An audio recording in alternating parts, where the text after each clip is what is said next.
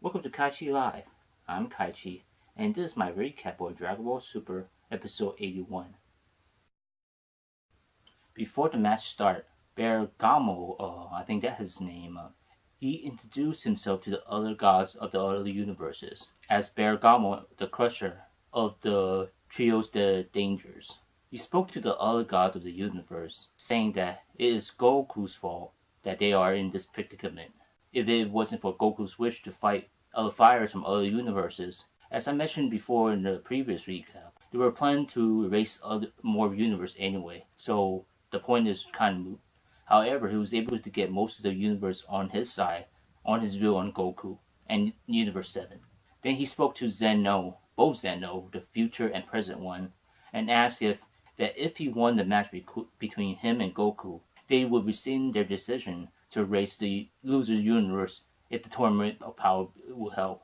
At this point, Beers made a comment that he's making Goku as a villain, which is ironically, in the past, Goku has been centralized as a hero. He only fights because he has been thrown into it. So both Zeno agreed to the agreement.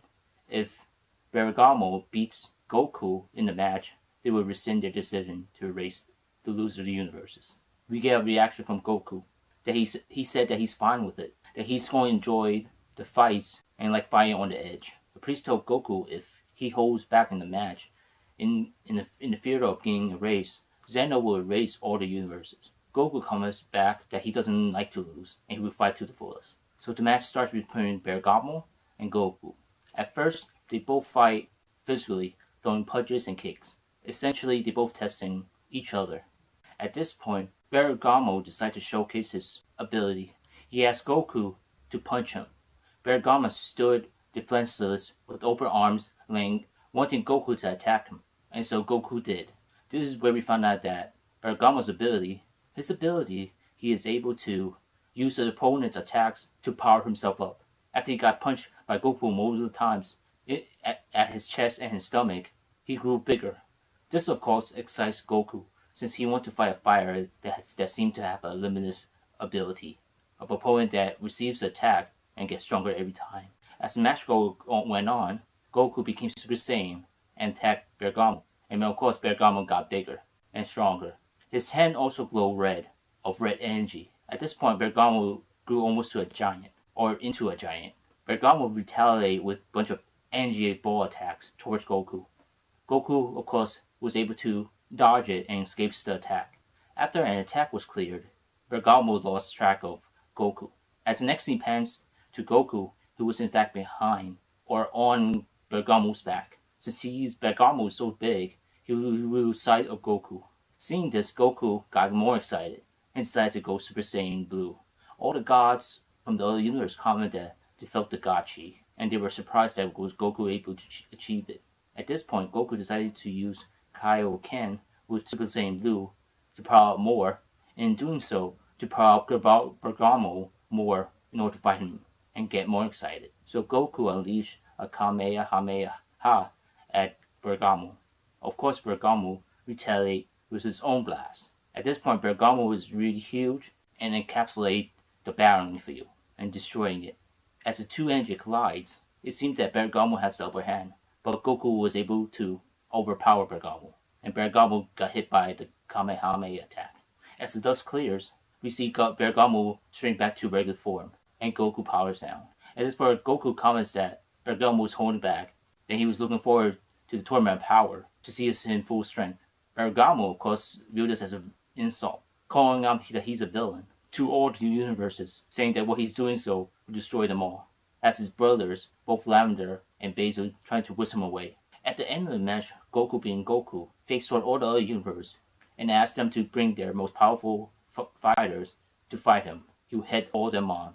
In this episode, we get to hear some of the characters from other universes, some of the God Destructions and some of the Supreme Kais. They also comment about during the fight and may comment about what Goku is. At some point during the match, Universe 11 asked the fighter named Tapo what's his opinion about Goku. He comments back that after the match, he will give his opinion. Some of the Supreme Kais and God Destruction asked Universe 6, God Destruction, Chappie, who exactly Goku is.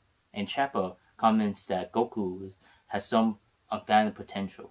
Chappa asks the opinions of Universe 1, 12, and 5 and 8 about their opinions of what was going on. Their response seems more political, saying that their universe has a higher more moral level because of their godly guidance. The Grand Prix decided on what was the rule for the Tournament of Power. The combatants, or fighters, will be fighting in the world of Noid, where a great stage has been built. I'm not sure how you describe it. Yeah, it looks like a top with some form of, not staircase, more like a ramp going up to the handle. The fighter wins, or the fighter that loses, if the fighter goes out of bounds of the stage. If a fighter collapses in the middle of the stage, the other fighter from a different universe can throw that collapsed fighter over the edge of the battlefield. If a fighter flew over bounds, their power will be null and they will fall out of bounds of the fighting field. There will be some restriction. There will be no weapons and items, only for their power and strength, and there will be no killing of fighters. There will be also a time limit. As we find out, it will be 100 attacks, or 48 minutes on Earth. Wiz, the angel from Universe 7, comments that it seems to be a long time limit for each fight. This is where we find out that it's going to be one big fight, a battle royale, between 8 universes of 10 fighters. In other words, 80 fighters on the fighting field. In order for a universe to win, they must have the most fighter at the end of the time expire, or be the last fighter standing. After the great priest laid down the rules of the Tournament of Power, Toppo first excused himself, and then he flew to Goku. He introduced himself to Son Goku as Toppo, the leader of the Pride Troopers of Universe 11, as he is the warrior of freedom in his universe. He asked Goku to fight him. If he is evil, as he stated, his fist will ruin him. Of course, this excites Goku, saying that he wasn't satisfied from the previous fight, and come at him. And this is where the episode ends. Overall, this was an interesting episode. We found out what's Bergamo's ability, and Bergamo was able to sway the other universe against Goku. And we also find out more about the other universe Supreme Kaizen God's destruction. And we heard some of them talk and make comment about Goku. We also find out the rules of the Tournament of Power. We also find out that it's only one fight, a battle royale, instead of individual fight, which most of us was looking forward to. It also seemed the producer and creator of Dragon Ball Super seems like they're making commentary on the views of what life means between gods and mortals, or probably not, since it is an anime. It also seemed interesting this time around. Goku is now viewed as a villain, since he always been viewed as a hero throughout the Dragon Ball series, as I mentioned before. In every story, there will always be a hero and a villain. The most interesting villains out there are the ones that they know they're not doing wrong, that they are in the right. I'm a little disappointed that we only see a battle royale instead of an individual fight. And I thought it would be that the Universal Saga would be a long saga of individual fights. Since it's 48 minutes, it's probably either being meta about it, since more Dragon Ball Super episodes under 24 minutes, which ironically, Dragon Ball is known to drag out between sagas with fillers. But I'm still looking forward of the next episode. Thank you for watching this video. If you like this video, click that thumbs up button.